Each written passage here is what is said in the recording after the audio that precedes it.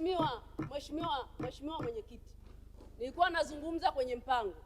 Mataifa yote yaliyoendelea yaliinvesti kwenye vyuo vya kati, yaliinvesti kwenye VETA. Ndiyo bajeti hii inavyosema, ili ule mpango wetu wa dira ya 2050 inaanza kujengwa hapa, kutengeneza vijana watakaopelekwa kwenye viwanda kuijenga nchi yao.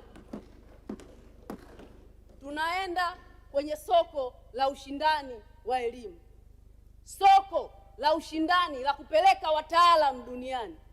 Hauwezi ukatengenezwa na nchi nyingine, wanajengwa na Watanzania wenyewe. Na ndio maana nchi hii iliweza kutoa viongozi wazalendo.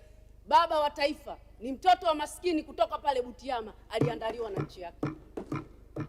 Benjamin Mkapa ni mtoto wa maskini kutoka kule Lindi, Mtwara, aliandaliwa na nchi yake.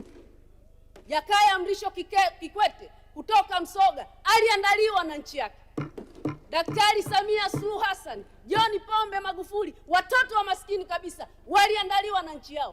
Ni misingi ya elimu. Sisi tumepiga hatua kwenye bodi ya mikopo, tumetoka bilioni 70 mpaka bilioni 900 na mimi naungana na hoja ya mdogo wangu Washa. Lazima tubadilishe mfumo wa bodi ya mikopo, tutoke kwenye bodi ya mikopo uwe mfumo maalum tutakaotungia sheria, utakao kuwa na chanzo chake, tuwe tuna uhakika wa kupata fedha.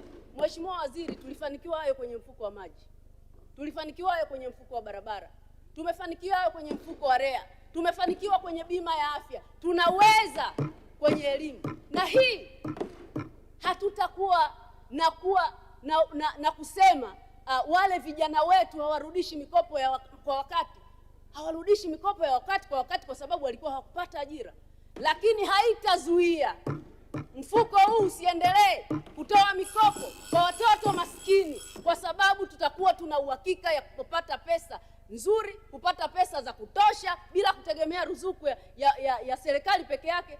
Na watoto wengi wa masikini kama hao ambao Daktari Samia anatoa Samia Scholarship, wa Manyamanyama, wa Tanga, wa wapi, wote watapata fursa ya kusoma, kwa sababu kutakuwa kuna mfuko maalum, si tu kuanza chuo kikuu na mpaka kumaliza masomo yao.